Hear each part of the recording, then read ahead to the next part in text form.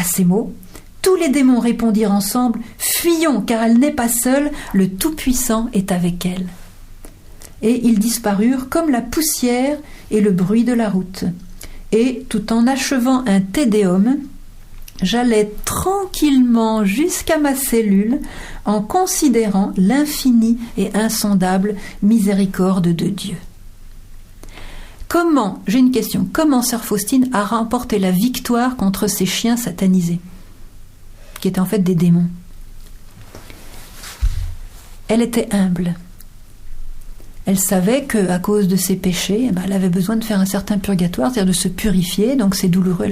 Donc elle acceptait la purification que Dieu éventuellement avait peut-être projeté de lui envoyer. Mais surtout, elle était consciente que les démons ne feraient que ce que Dieu leur permettrait de faire. Parce que les démons sont soumis à Dieu. Elle n'a pas eu peur, parce que quoi qu'il fasse, Dieu allait se servir de ça pour un bien. C'est que d'avance, elle croyait que l'amour allait remporter la victoire sur ce mal. Est-ce que vous saisissez ce que je veux dire? C'est clair? Bon. Alors je vais vous donner un autre petit exemple qui nous vient de Jean-Paul II. L'année où il a été, je dirais, assassiné sur la place Saint-Pierre, failli être assassiné. Quand il est rentré de la clinique, il avait réuni pendant un repas quelques cardinaux et évêques, dont 2 que je connais personnellement, et qui tous les 2 témoignent de cette conversation. Il prenait le café à la fin du repas, et puis Jean-Paul II avait sa tasse de café, et puis il aspirait ses petites gorgées, comme ça, d'un air tout à fait cool, décontracté et tout ça. Et puis la conversation courait sur qui était derrière l'assassinat de la place Saint-Pierre. Alors tous les amis étaient mentionnés, les uns disaient oui c'est la CIA, un autre disait non ça à tous les coups c'est le KGB qui est derrière ça, un autre disait ah non ça c'est un coup des francs-maçons, enfin chacun y allait de sa petite interprétation. Jean-Paul II, avec sa tasse de café, sort devant tout le monde, c'est Satan. Stupéfaction générale, il ne s'attendait pas à ça. Et après il a ajouté, n'oubliez pas que en fin de compte, même Satan est un instrument de Dieu. Ça, c'est très important.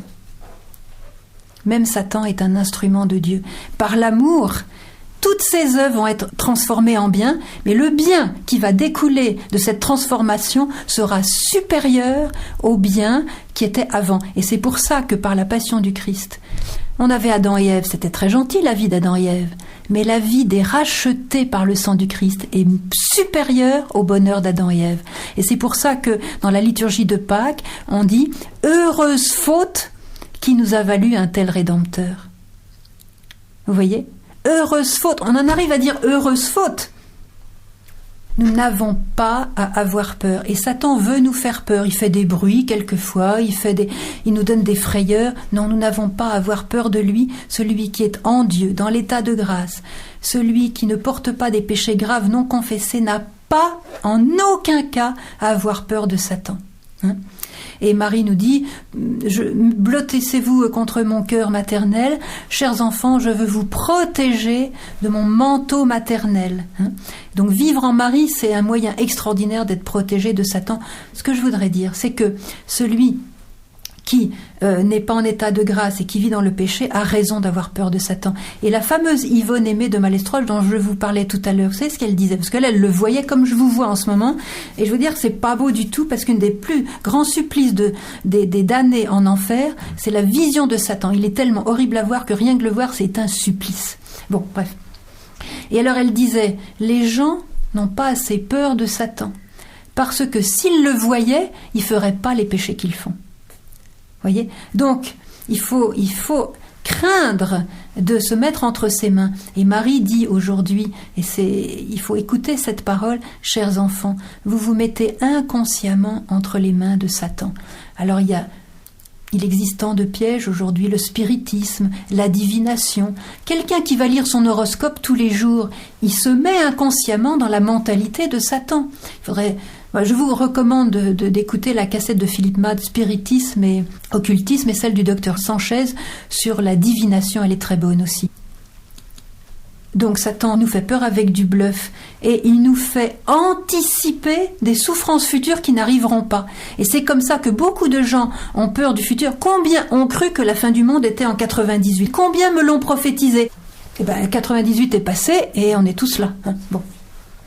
Alors, Marie nous reproche cette peur. Hein, et elle nous dit une chose. Écoutez bien, ça c'est un message qui n'est pas assez connu. En août 84, Marie a dit ceci. Les chrétiens font une erreur en considérant l'avenir s'ils pensent aux guerres et au mal. Pour un chrétien, il n'y a qu'une attitude à avoir envers le futur, c'est l'espoir du salut. Et oui, c'est tout différent. Elle ajoute, ceux qui pensent seulement aux guerres, aux maux, à la punition ne font rien de bien. Si vous pensez au mal, au châtiment, aux guerres, vous êtes sur la route qui y mène. Votre responsabilité est d'accueillir la paix divine, de la vivre, de la répandre, pas par des mots, mais par votre vie. Alors là, elle remet drôlement les pendules à l'heure pour notre génération, vous voyez, parce que les prophètes de malheur, ils font fortune aujourd'hui. Alors, je voudrais vous remettre dans le manteau de Marie, parce que la splendeur de son immaculée conception, la splendeur de sa pureté, la splendeur de son courage, de son amour, de sa tendresse, fait que Satan la craint et que celui qui se trouve en elle, Satan dégage. Alors, nous avons l'exemple que j'aime bien de Marthe Robin. Donc, alors là, elle s'y connaissait pour tout ce qui était le combat pour les âmes entre Satan et Dieu, et combien Satan était enragé pour essayer de ravir ses proies justement au cœur de Dieu. Et le philosophe français Jean Guiton raconte ceci. Je ne peux taire une parole de Marthe Robin. Lucifer, alors c'est Marthe qui parle, hein, Lucifer a toujours de la rage, mais lorsque la Vierge apparaît, il ne peut rien contre elle. La Vierge est si belle, pas seulement dans son visage, mais dans tout son corps. Quant à lui, il est capable de tout imiter. Il imite même la passion. C'est pour ça qu'on a pas des faux stigmatisés, hein, il peut imiter la passion. Mais il ne peut pas imiter la Vierge. Il n'a pas de pouvoir sur elle. Quand la Vierge paraît, si vous voyez cette dégringolade, vous mettriez à rire. C'est Marthe qui dit ça. Donc c'est une citation de Portrait de Marthe Robin aux éditions Grasset, donc de Jean Guiton. Alors, contre la peur, contre le mal, contre ces tentatives de séduction du malin, contre ce monde qui marche dans les ténèbres dont Marie nous parle, contre le manque d'amour, contre le vide, contre le désespoir, contre cette détresse des jeunes et des moins jeunes, contre ce marasme actuel de notre société. Que fait Marie? Quelle réponse nous donne-t-elle? Elle vient. Voilà. Et là, nous sommes à ce cadeau extraordinaire de cette visitation quotidienne de la Vierge Marie sur notre terre. Et n'oubliez jamais ce qu'elle a dit au début des apparitions. Elle a dit, chers enfants, à chaque fois que je viens, j'étends davantage mon règne, le règne de mon cœur immaculé dans vos cœurs, et Satan perd un peu plus de son pouvoir. C'est pourquoi la Vierge vient tous les jours. Et celui qui me dirait « Quoi, tous les jours, c'est beaucoup trop, ça dure depuis si longtemps ?» Je lui dirais « Cher monsieur, laissez-la guérir ses enfants. À chaque fois qu'elle vient, elle étend le règne de l'amour et elle fait perdre du pouvoir à Satan. Est-ce qu'on n'en a pas besoin tous les jours ? Hein ? Peut-être que vous êtes épargnés, peut-être que vous allez bien, mais pensez à ces... Quand on pense qu'en France, à chaque heure qui passe, il y a un jeune qui se suicide. Hein ? Alors c'est pour ça qu'on dit à Marie, non seulement qu'on la remercie, mais qu'on lui dit, mais continue longtemps encore à venir tous les jours. Parce que par ses simples venues, elle ressuscite des milliers et des milliers de cœurs chez les jeunes, chez les enfants. Elle réconcilie des couples, elle répare les familles, elle rend l'espérance, elle fait des miracles extraordinaires, voyez. Et ça, eh bien, c'est les venues de Marie à Medjugorje. Et pas seulement à Medjugorje, il y a d'autres apparitions au même moment dans le monde où elle fait énormément de bien. Même s'il y a des fausses apparitions, il ne faut pas nier qu'il y en a aussi des vraies. Donc il faut plus que jamais la remercier et lui demander d'entrer dans sa paix. Parce que quand nous voyons toutes ces prophéties de malheur, il est vrai que nous allons avoir des châtiments. Le salaire du péché est la mort, et un jour ou l'autre, d'une manière ou d'une autre, il y aura peut-être une facture à payer. Mais je dirais, c'est pas la méchanceté de Dieu, et il n'y a pas à avoir peur. Si j'ai une gangrène à la jambe, est-ce que c'est de la cruauté de Dieu de me couper le pied plutôt que de faire mourir tout mon corps? Ce serait de la cruauté de laisser la gangrène monter. Et si un jour Dieu émonde et châtie, c'est le rôle d'un père qui veut sauver la vie de son enfant. C'est par amour qu'il nous châtierait. Donc il y a même là, il n'y a pas à avoir peur. Marie nous invite à la paix du cœur qui vient seulement par la prière, et elle nous dit que ce que son cœur attend, c'est la paix.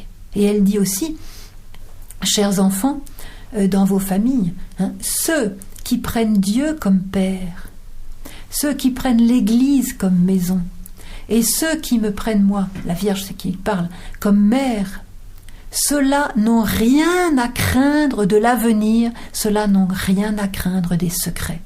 Et encore une fois, pourquoi ils n'ont rien à craindre? Parce qu'ils seront trouvés en Dieu. Ils seront trouvés dans l'union avec Dieu. Ils seront trouvés dans le manteau de Marie.